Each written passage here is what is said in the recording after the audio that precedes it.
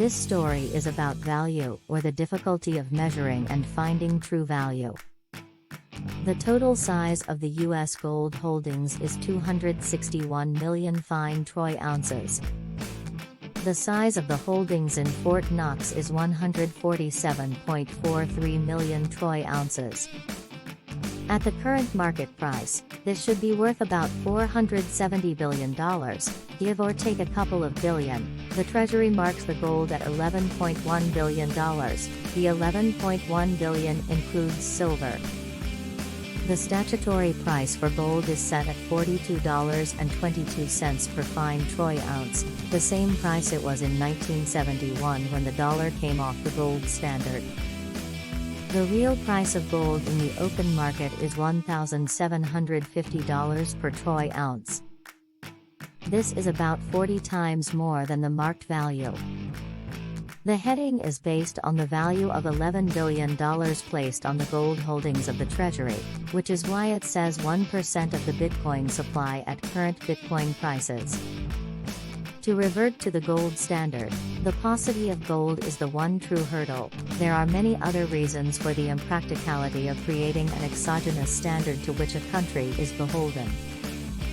One of the biggest is the drag gold exerts on the issuance of new money in times of crisis or stress.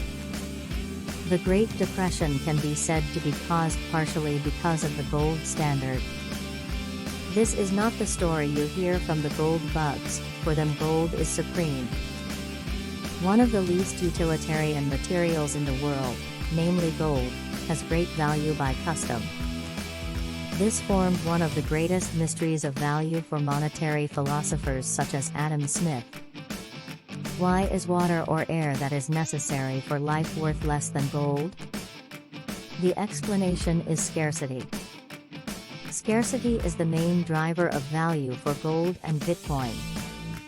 Scarcity is also context-dependent. In a desert, where water is scarce, no amount of gold nor Bitcoin can buy water in extremis. No nation in the world is currently tied to the gold standard. Throughout history, money has had many forms, from cowries to potsherds. Some of the more successful started with a currency fully backed by gold. First by striking the coins with gold. Over the years, many schemes and human ingenuity played roles in literally chipping away at this standard.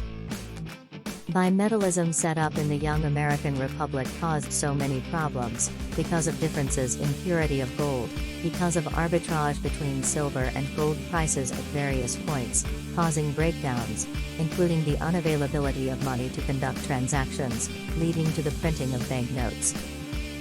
There are two main concepts about value, one which determines value by summing the cost of labor expended, land, machines and other resources used to produce goods or services, an objective, supply-side view. Another is a demand-side concept. Value is determined by the utility to the buyer and hence by the market. This is a subjective view.